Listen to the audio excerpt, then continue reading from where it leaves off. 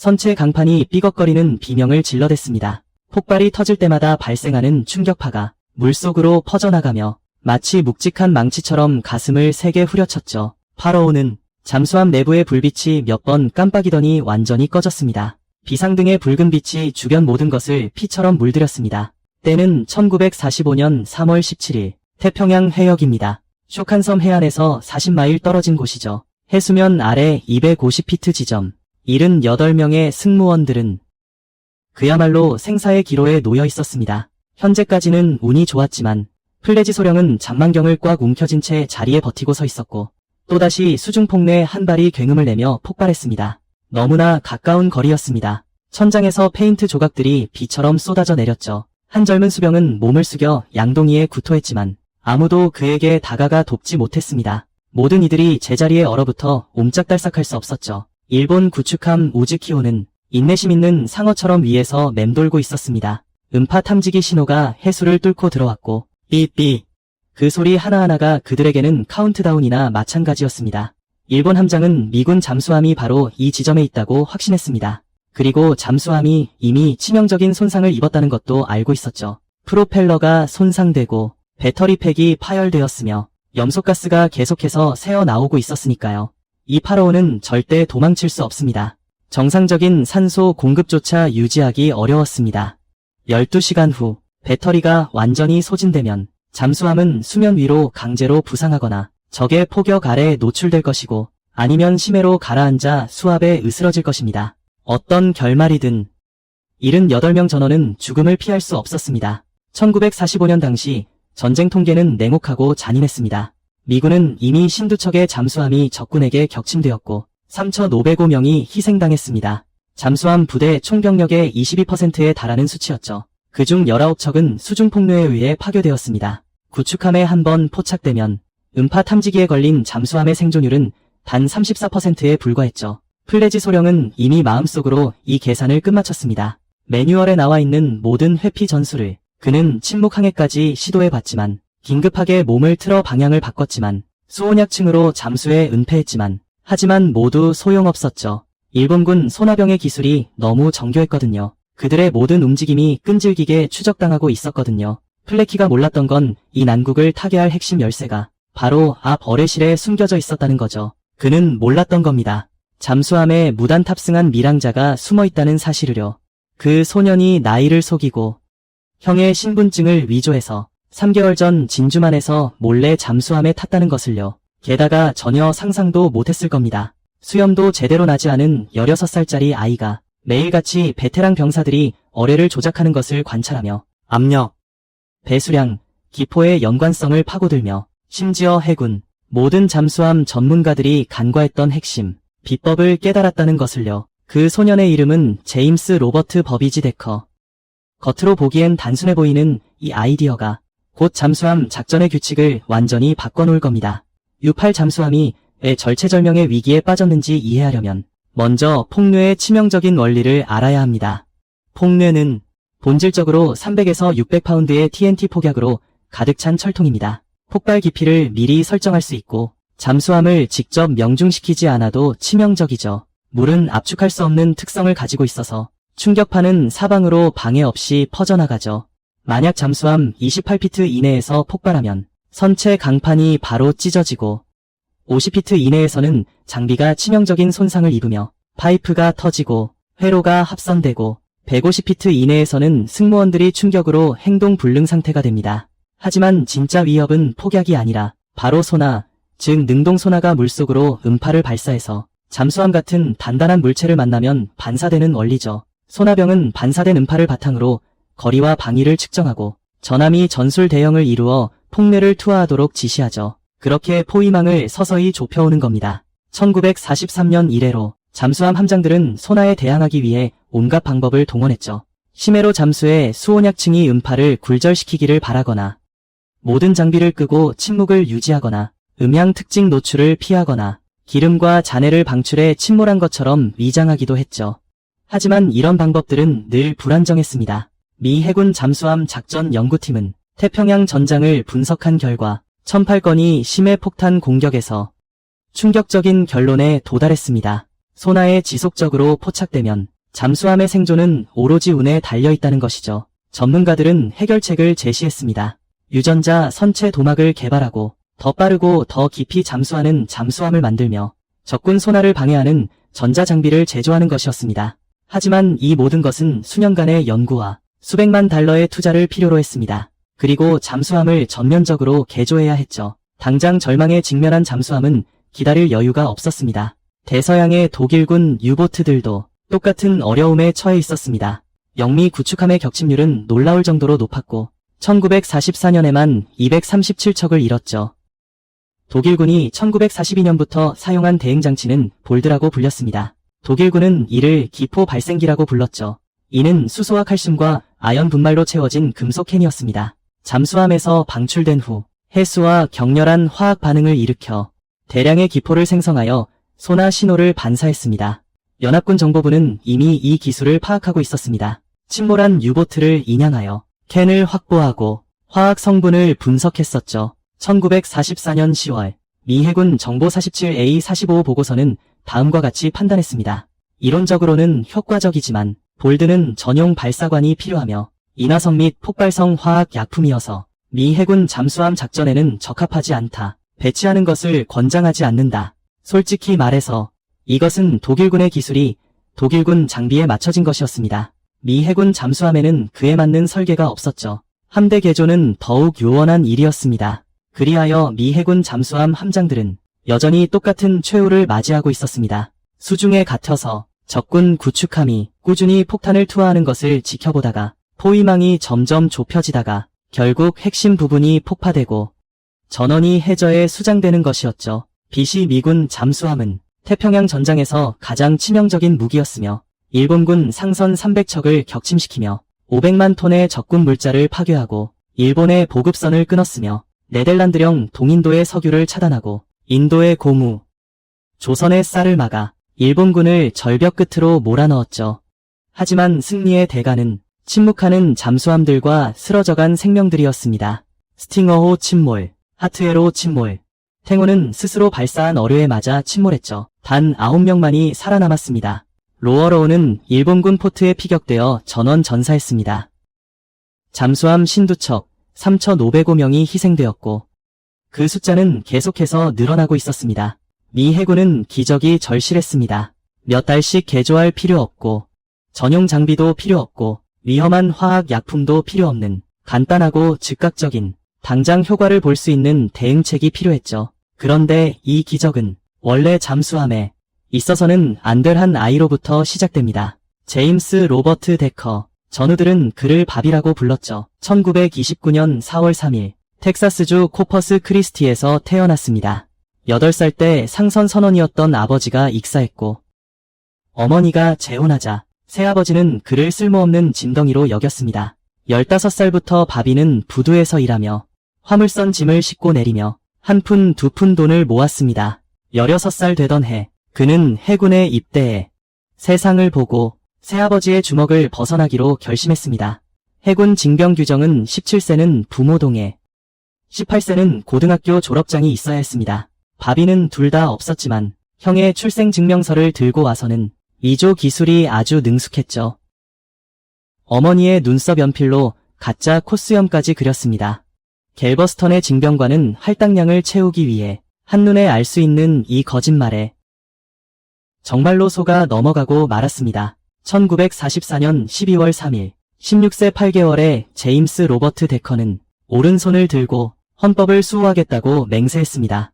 해군은 그를 잠수함 부대에 배치했습니다. 그가 자원한 것이 아니었죠. 잠수함 부대에 긴급하게 인력이 필요했기 때문이었습니다. 그가 마침 징집되어 입대했던 것이죠. 그는 기술 훈련을 받아본 적이 없었고 공학적 배경도 전혀 없었으며 대학조차 다니지 않았습니다.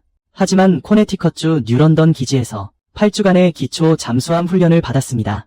겨우 각 밸브의 용도를 파악하고 주수 실수로 승조원 전원을 죽게 만들지 않는 법을 배우는 정도였습니다. 그 후 그는 8번 잠수함에 배치되어 어뢰실 선박 정비병이 되었습니다. 잠수함 편제에서 가장 낮은 직위였죠. 그의 임무는 어뢰를 장전하고 발사관을 청소하고 황동 부품을 닦고 커피를 끓이는 것이었습니다. 고참병들이 중요한 임무를 수행할 때는 그는 그저 입 다물고 대기하면 되었습니다. 보비는 입을 잘 다물었지만 결코 말을 잘 듣지는 않았습니다. 어뢰실의 고참병들은 이 작고 마른 아이가 항상 자신들이 일하는 것을 지켜보고 있으며 눈빛은 유난히 집중되어 있었고 항상 꼬치꼬치 캐물었다는 것을 알아챘습니다. 어뢰 공기통은 2,700파운드까지 가압해야 하는지, 발사 추진제는 왜 400파운드만 사용하는지, 남은 압력은 어디로 사라지는지 같은 질문이었죠. 어뢰 장교 레이먼드 파크허스트는 그에게 입 다물라고 꾸짖으며 갑판을 닦으라고 했습니다. 하지만 점차 아이의 비범함을 발견하게 되었습니다. 그는 압력 차이를 타고났고 물속에서 압축 공기의 특성을 이해했으며 마치 어떤 사람들이 타고나게 음악을 이해하고 수학을 이해하는 것처럼 말이죠. 8번 잠수함의 첫 2번의 작전 순찰 동안 보비는 줄곧 조용히 자기 일을 했고 명령에 따라 어뢰를 장전하고 발사했습니다. 플래키 함장이 정확하고 맹렬한 전술로 일본 함선을 사냥하는 것을 보며 승조원들은 두려움을 느끼면서도 동시에 열광했습니다. 그러나 7번의 폭내 공격을 겪은 후 보비는 고참병들조차 간과했던 한 가지 세부 사항을 알아차렸습니다. 어뢰를 발사할 때 발사관에 물을 채우고 비우는 과정에서 기포가 발생하는데 이 기포들이 해수면으로 떠오르면 잠수함의 위치가 노출됩니다. 하지만 떠오르는 과정에서 적군의 소나 신호를 반사한다는 것이었습니다. 무려 30초 동안이었죠. 일본 구축함이 추적한 건 기포 기둥이었어요. 잠수함 본체가 아니고요. 보비는 이 장면을 두 눈으로 똑똑히 목격합니다. 음파 탐지 신호가 목표물을 바꾼 거죠. 어뢰는요. 바로 잠수함과는 한참 떨어진 곳에서 헛되이 터졌습니다. 그의 머릿속에 한 가지 생각이 스쳐 지나갔습니다.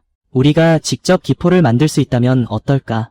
보비의 실험실은 이전 어뢰실이었습니다. 3피트 너비의 보관함이었죠. 몸을 굽혀 웅크려야만 들어갈 수 있을 정도로 좁았어요. 잠수함 곳곳에 스며든 기름때와 쇠녹, 곰팡이 냄새가 진동했죠. 그는 오직 휴식 시간에만 야간 당직 때 몰두했습니다. 이때는 대부분의 승조원이 잠들어 있었고 당직 인원 또한 잠수함 운행 유지에만 집중할 때였죠. 그는 만져서는 안 될 공구를 사용하고 공합 시스템 부품을 무단으로 빼돌렸습니다. 1945년 2월 28일 파커 군사장이 그를 현장에서 딱 걸렸습니다. 보비는 급조한 장치 앞에 웅크리고 있었습니다. 그 물건은요. 압력계와 소화기를 합쳐놓은 것처럼 보였죠. 구리 파이프와 연결되어 있었고 황동 부품, 그리고 간단한 밸브 조립 부품도 있었습니다. 파커는 그에게 뭘 하는 거냐고 날카롭게 캐물었습니다. 보비는 긴장한 채 빠르게 설명했습니다. 선장님, 저희가 어뢰를 발사할 때 압축 공기로 물을 빼내면 발사관에 물이 비워지면서 그때 생기는 큰 기포가 음파 탐지기를 잠수함에서 멀어지게 합니다. 대만 해협에서 그 일 말인데요. 제가 일본 구축함이 저희 잠수함의 기포 흔적을 응시하다가 무려 30초나 지나서야 폭탄을 투하하는 걸 봤어요. 파커는 무표정한 얼굴로 듣고 있었습니다. 그 효과는 저희도 알고 있습니다. 그래서 어떻다는 거죠? 어뢰를 발사하지 않고도 기포를 만들 수 있다면요. 고의로 물속에 공기를 불어넣어서 가짜 목표를 만들 수 있다면 말이에요. 일본군 소나음파 탐지기는 그 기포를 쫓을 테고 저희는 그들이 혼란스러워하는 틈을 타 도망칠 수 있습니다. 파커는 소년을 응시하다가 장치로 시선을 돌렸습니다. 내가 이걸 만들었다고. 그냥 압력 조절 장치입니다. 배의 고압 공기 시스템에 연결했어요. 밸브를 열면 바다로 공기를 조절하여 불어넣을 수 있습니다. 저는 채를 이용해서 확산기를 만들었습니다. 20피트 폭의 기포 기둥을 만들 수 있죠. 부상 속도는 아주 느립니다. 3에서 4분 동안 음파를 반사할 수 있습니다. 파커가 장치를 집어들었습니다. 묵직했습니다. 만듦새는 조잡했지만 원리에는 문제가 없었습니다. 표준 나사 밀봉제를 사용했고 역류 방지를 위해 체크밸브를 설치했습니다. 심지어 압력 평형을 위한 수심계까지 연결되어 있었죠. 함선 장비를 무단으로 개조하는 건 위반입니다. 파커는 불법 행위자는 군사 재판을 받을 거라고 말했습니다. 법인은 파커가 신경 쓰지 않는다는 걸 알았습니다. 그저 그런데 이 물건 정말 작동할까요? 라고 되물었습니다. 저도 모르겠습니다. 시험해 봐야 해요. 하지만 누가 이런 황당한 물건의 시험을 승인하겠어요. 파커는 이 사실을 보고하고 장치를 몰수하고 법의를 함장에게 넘겨 군법에 따라 처리해야 했습니다. 이 아이는 감히 잠수함의 핵심 안전 시스템을 장난감처럼 다루며 발명을 하고 있었던 겁니다. 하지만 그는 결국 자네의 계산을 보여주게라고 말했습니다. 법인은 압력, 기포 부상 속도, 음파 반사 계수 등을 계산한 노트를 내밀었습니다. 계산 방식은 조잡하고 추정과 추측으로 가득했지만 원리는 완전히 정확했습니다. 기포는 실제로 음파를 반사할 수 있었고 충분히 큰 기포 기둥은 가짜 목표가 될 수 있었습니다. 파커는 결정을 내렸습니다. 다음 순찰 중 교전 시 우리끼리 시험해보자. 성공하면 자네의 어린 무지로 치겠네. 실패하면 내가 책임지겠네. 좋습니다. 법인은 활짝 웃었습니다. 좋습니다. 1945년 3월 17일 새벽 2시 20분. 폭례가 떨어지기 시작했습니다. 플레키 함장님은 쇼칸 섬 근처에서 일본군 화물선 2척을 막 격침시켰습니다. 이것은 하치요호로 이번 순찰의 9번째와 10번째 전과였습니다. 하지만 호위 구축함 우즈키호가 이미 그들을 하나로 모았습니다. 음파 탐지기 고정은 정확했고 폭례 투하는 교과서적인 전술이라고 할 수 있었습니다. 2시 47분 하치요호의 우현 프로펠러 축이 손상되어 단일 프로펠러로만 항해할 수밖에 없었습니다. 배터리 산액이 환기 시스템으로 유출되었습니다. 남은 산소는 겨우 10시간을 버틸 분량. 플레기 함장은 지휘실에서 긴급회의를 소집합니다. 모든 장교와 고위 참모들이 한자리에 모였습니다. 온갖 대책을 강구합니다. 부함장 폴 사모스 소령이 제안합니다. 우리는 계속 앞으로 나아가 해저로 가라앉아 밤이 되기를 기다리면 됩니다. 플레기 함장은 고개를 젓습니다. 현재 수심은 210피트입니다. 이 해역의 총수심은 320피트입니다. 만약 진흙 속에 갇히게 되면 우리는 빠져나올 힘이 없을 겁니다. 우리는 그저 갇혀 죽을 뿐입니다. 수면 위로 부상하여 구축함과 맞선다면 2분 안에 격침될 것입니다. 지휘실은 죽음 같은 정적에 휩싸입니다. 모든 사람이 분명히 알고 있습니다. 잠수함의 종말이 다가왔다는 사실을. 수중에 갇혀서 말이죠. 배터리가 고갈되고 산소는 바닥날 것이고 그리고 수심폭탄에 맞아 마치 두들겨 깨지듯이 달걀처럼 선체가 산산조각 날 것을 기다리는 것뿐입니다. 7시 12분 파커 군사참모가 지휘실로 들이닥칩니다. 만약 잠수함에 불이 나지 않았다면 아무도 함장의 전술회의를 감히 방해하지 못했을 것입니다. 함장님, 발언을 요청합니다. 플레기 함장은 고개를 듭니다. 얼굴에는 짜증이 가득합니다. 파커 참모, 지금은 때가 아닙니다. 함장님, 저희에게는 반격 방안이 있습니다. 비록 비정상적인 방법이지만 함장님의 승인이 있어야만 실행할 수 있습니다. 모든 장교들이 일제히 고개를 돌립니다. 반격 방안이라고요. 능동소나에 대항할 반격 방안이 도대체 뭐가 있다는 말인가. 그저 운명에 맡기는 것뿐인데 자세히 말해보게. 플레기 함장이 명령합니다. 파커는 기포 유인 장치의 원리를 설명합니다. 그리고 보비가 만든 장치에 대해서도. 지휘실은 순간 아수라장이 됩니다. 잭 워커 중위가 목소리를 높여 반박합니다. 이건 미친 짓이야. 물속으로 공기를 불어넣는 건 우리 위치를 직접 노출하는 것과 같습니다. 그들은 이미 우리를 추적하고 있다고요. 파커가 그의 말을 자릅니다. 이것은 그들에게 두 번째 목표물을 주는 겁니다. 그들이 기포를 폭파할 때 우리는 기동하여 철수할 수 있습니다. 그게 효과가 있을지 어떻게 아는가. 장담할 수는 없지만 독일군도 비슷한 장비를 가지고 있습니다. 영국군에서는 잠수함 기포 유인 장치라고 부릅니다. 정보에 따르면 효과가 있다고 합니다. 사모스 소령이 고개를 젓습니다. 독일군은 전용 발사관과 화학통을 사용합니다. 우리 건 임시 방편으로 조립한 겁니다. 압축 공기 시스템입니다. 한 번 터지면 고압 공기압을 잃게 됩니다. 불어낼 수 없습니다. 물에 갇히면 뜨지도 못하게 됩니다. 파커는 침착하게 답했다. 이것이거나 죽음을 기다리는 겁니다. 플레키는 손을 들어 조용히 하라는 신호를 보냈다. 이 장치를 누가 설계했는지 캐물었다. 파커는 망설였다. 이 말은 버비의 해군 경력에 관한 것이었다. 심지어 생명까지도요. 어뢰 견습병 데커 장교. 텍사스에서 온 그 데커라는 아이요. 네, 장교님, 그 애가 몇 살이라고요? 파커는 더 오래 멈칫했다. 기록에는 18세라고 적혀 있습니다. 장교 플레키는 바보가 아니었다. 소문을 일찍이 들은 적이 있었다. 그 앳된 소녀는 기껏해야 15살로 보였다. 하지만 그는 잠수함을 지휘해 17번의 작전 순찰을 수행했다. 적함 31척을 격침시켰다. 그는 너무나 많은 뛰어난 선원들을 보아왔다. 평시의 규칙을 고수하다가 목숨을 잃는 것을 말이다. 데커를 데려와. 2분 후 버비가 도착했다. 온몸을 떨며 겁에 질렸다. 자신이 감금될 거라고 생각했다. 견습병 데커.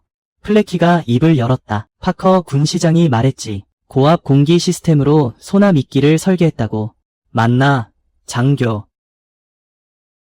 사사로이 함선 설비를 개조한 거야. 해군 조례를 위반하는 건 알고 있나?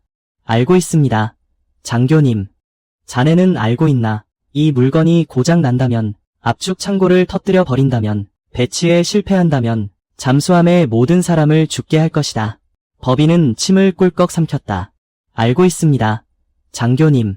플래키는 그를 뚫어지게 노려봤다. 모든 것을 저울질하며 마지막으로 이 물건이 정말 작동하냐고 물었다. 작동할 거라고 생각합니다. 장교님, 물리적 원리는 문제없습니다. 기포의 소리 반사는요. 우리가 거품을 만들면 그들은 그 거품을 따라 공격할 겁니다. 당신은 78명의 목숨을 걸고 그 생각에 모든 것을 걸 건가요? 만약 함장님이 아무것도 하지 않으신다면 우리는 어차피 죽을 운명이에요. 또 다른 폭내가 폭발하고 더 가까이 다가오자 불빛이 깜빡인다. 어둠 속에서 누군가 욕설을 퍼붓는다. 플래키는 즉시 설치를 결정한다. 내 명령에 따라 배치해. 성공하면 표창을 받을 것이고 실패하면 군사재판에 회부될 것이다. 어쨌든 당신은 지루할 틈이 없을 겁니다. 행동 개시. 바비가 전속력으로 달려간다. 7시 29분. 바비와 파커는 기포 발생기를 전방 어뢰실의 고압 공기 주관에 연결한다. 설치는 매우 조잡하다.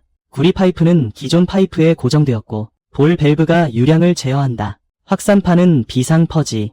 소금물 측 포트에 고정되었다. 깊이는 얼마입니까? 바비가 묻자 지휘실에서 215피트라고 답한다. 바비는 빠르게 계산한다. 수심 215피트의 수압은 약 95파운드, 고압 공기 시스템 압력은 3000파운드이므로 조절기를 통해 120파운드로 낮춰야 한다. 이 압력 차이가 공기를 불어내는 데 적합하여 천천히 떠오르는 기포를 형성한다. 준비 완료.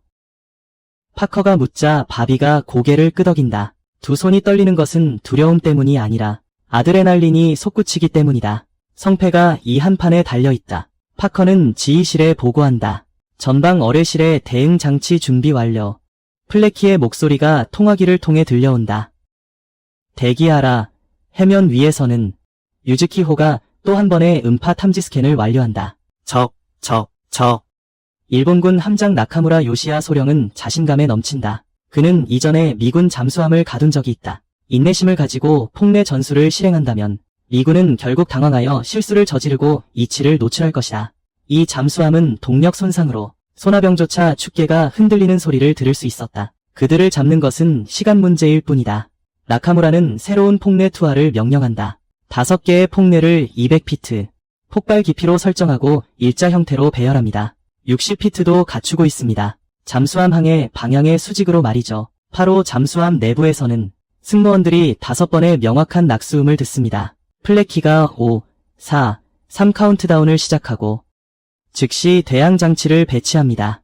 보비는 밸브를 돌려 열고 공기가 조절기를 통해 시익 소리를 내며 흐릅니다. 그는 압력계를 뚫어지게 응시합니다. 정확하게 안정시킵니다. 120파운드, 완벽합니다. 공기는 구리관을 따라 확산판을 통과해 바다로 쏟아져 들어갑니다. 처음에는 아무 움직임도 없었지만 곧이어 지휘실의 음파 탐지기 제어판에서 움직임이 감지됩니다. 음파 탐지병 프랭크 모리슨이 헤드폰을 끼고 듣습니다. 일본 구축함이 먼저 적의 능동 음파 탐지기를 듣고 잠수함 선체를 훑습니다. 이어서 크게 외칩니다. 적 음파 탐지기 90방이 고정. 거리가 계속 줄어들고 있어. 우리 앞에 목표를 노리고 있어. 5개의 폭내가 모두 폭발했지만 8호 잠수함 전방 400야드 지점에서 터집니다. 그곳에는 천천히 떠오르는 기포 기둥만 있을 뿐이었죠. 그들이 폭발시킨 것은 텅 빈 바다였습니다. 전방 어뢰실 승무원들은 폭발음이 멀리서 들려 둔하고 전혀 살상력이 없다는 것을 듣습니다. 누군가는 긴장하면서도 믿을 수 없다는 듯 웃음을 터뜨립니다. 파커는 어렵게 말합니다. 성공했어. 세상에, 정말 성공이야. 플래키는 알고 있습니다. 한 번의 시도로는 부족하다는 것을요. 일본군은 몇 분 내에 다시 추적할 겁니다. 이것이 운이 아니라는 것을 증명해야만 합니다. 다시 전타하여 270도 방향으로 안정적으로 2분 후 2번째 대양 장치를 배치합니다. 8호 잠수함은 단일 프로펠러로 느리고 조용하게 항해합니다. 조용히 빠져나가죠. 해상의 일본군 음파 탐지병들은 완전히 혼란에 빠집니다. 목표가 사라졌다가 다시 전방에 나타나네. 그런데 폭내를 터뜨리면 목표가 또 없어졌어. 결국 음파 탐지 스캔 범위를 넓힐 수밖에 없습니다. 2분 후 보비는 다시 장치를 작동시킵니다. 30초 이내 일본군 소나는 새로운 기포 기둥을 즉시 포착했습니다. 나카무라는 선두탄 발사를 명령했습니다. TNT 폭탄 6개가 바다로 떨어졌습니다. 여전히 헛되이 유인 기포를 향해 폭발시켰죠. 이런 상황은 계속해서 반복되었습니다. 이후 3시간 동안 보비는 총 4번의 기포 미끼를 배치했습니다. 일본 구축함은 4번이나 유령, 표적에 대고 폭뇌를 낭비했습니다. 10시 45분쯤 마오고 호는 이미 42개의 폭뇌를 다 썼습니다. 탄약고는 바닥을 드러낼 지경이었습니다. 소나병은 접촉한 목표가 매우 혼란스럽다고 보고했습니다. 어떤 것은 움직이고 어떤 것은 멈춰있고 잠수함의 특징은 전혀 없었습니다. 나카무라는 속는 것 같아 화도 나고 조급해졌습니다. 하지만 승리를 알리려면 공격을 중지할 수밖에 없었습니다. 11시 12분 플레키는 8호 잠수함을 잔만경 심도까지 올렸습니다. 마오고 호가 북동쪽으로 멀어져 가는 것을 보았습니다. 연통에서는 검은 연기가 뿜어져 나왔죠. 모든 대원들은 전투 태세를 해제했습니다. 우리는 안전해졌습니다. 플레키가 선언했습니다. 모두 환호성을 터뜨렸습니다. 선원들은 서로를 끌어안고 울었습니다. 어떤 이는 노래를 불렀습니다. 파커는 앞쪽 어뢰실에서 보비를 찾았습니다. 그는 갑판에 앉아 두 손으로 머리를 감싸 쥐고 있었죠. 위기에서 살아남은 안도감에 크게 숨을 쉬고 있었습니다. 잘했어, 얘야. 파커가 말하자 보비는 고개를 들었습니다. 목이 메인 목소리로 우리가 살았어요. 우리가 정말 살았어요. 플레키는 전투 시간 전체를 자세히 기록했습니다. 수심, 적군의 움직임, 대응 장치, 배치 시기와 효과까지요. 보비의 장치 도면을 첨부하고 압력 계산과 작동 설명도 덧붙였습니다. 1945년 3월 28일 8호 잠수함은 진주만으로 돌아왔습니다.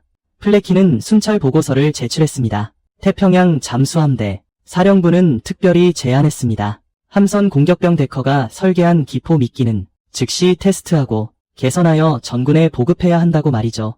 특별한 장비나 화학약품이 필요 없습니다. 현역 잠수함에 4시간 이내로 설치를 완료할 수 있었죠. 해군 잠수함 전술부서에서 보고서를 검토한 후 시험을 진행했습니다. 1945년 5월까지 보비의 조악한 시제품은 공식 장비로 업그레이드 되었습니다.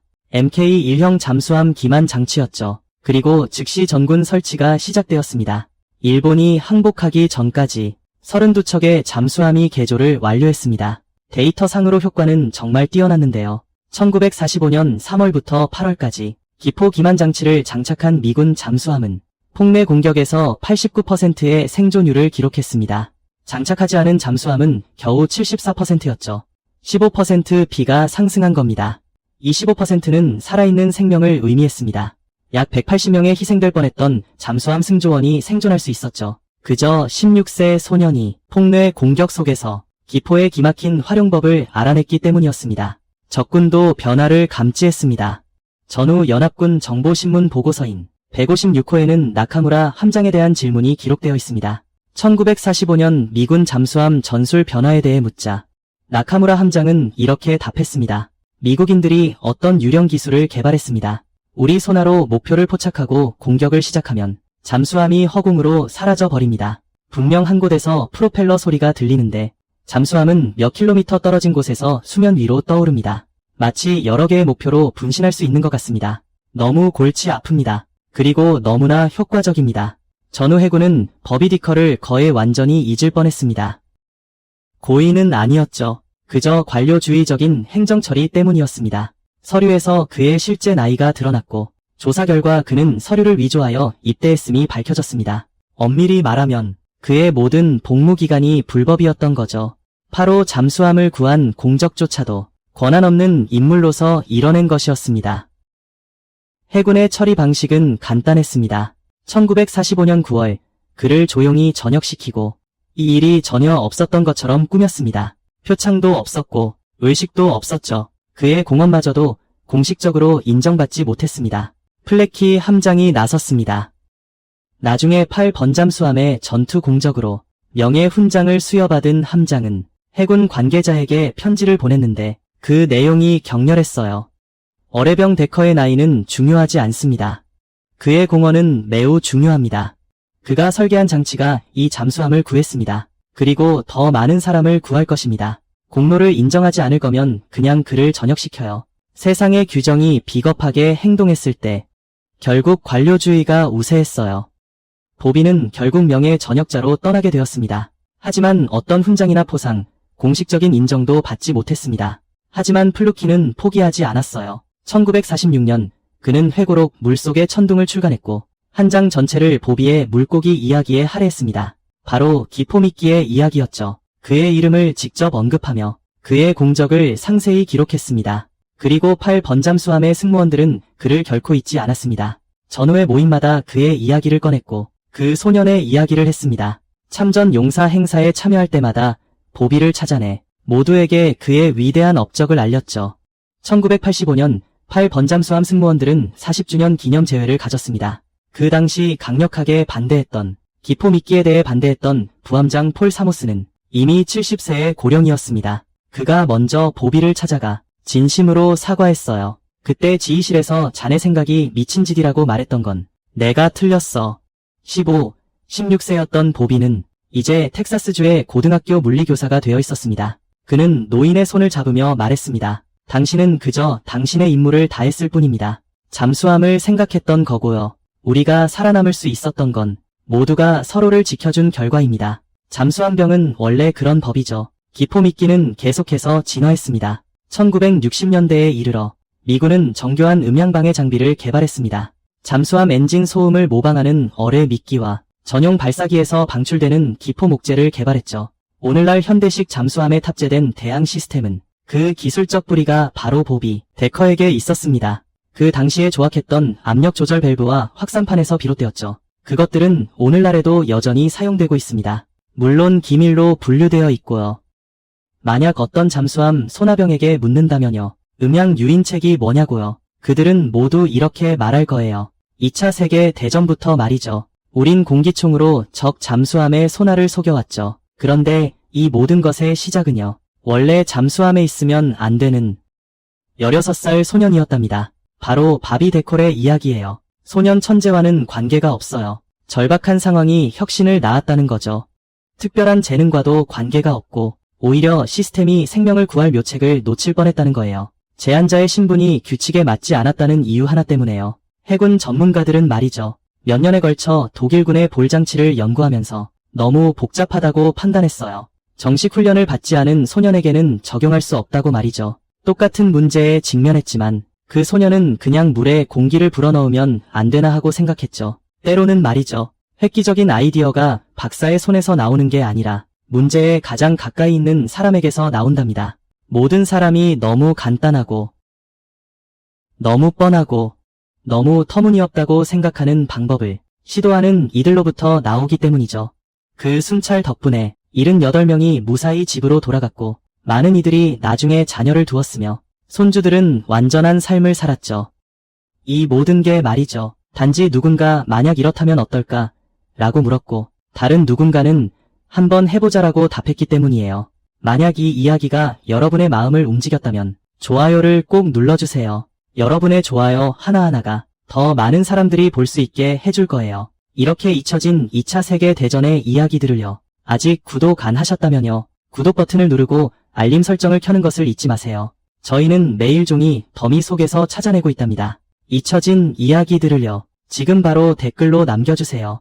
이야기를 어디서 보고 있는지 저희에게 알려주세요. 미국인가요? 영국, 캐나다 아니면 호주인가요? 저희 독자들은 전 세계에 퍼져 있답니다. 여러분은 그저 시청자가 아니에요. 이 소중한 기억들을 지키는데 함께 참여하고 계신 거죠. 살고 계신 도시를 저희에게 알려주세요. 또한 가족분들 중 어르신들의 참전 이야기도 나눠주세요. 여러분도 이곳에 있다는 걸 저희에게 알려주세요. 시청해주셔서 정말 감사합니다. 여러분께도 감사드립니다. 이야기가 역사의 먼지 속에 묻히지 않도록 해주셔서요. 이 영웅들은 영원히 기억될 자격이 있습니다. 그리고 바로 여러분이 그 기억을 현실로 만들고 계십니다.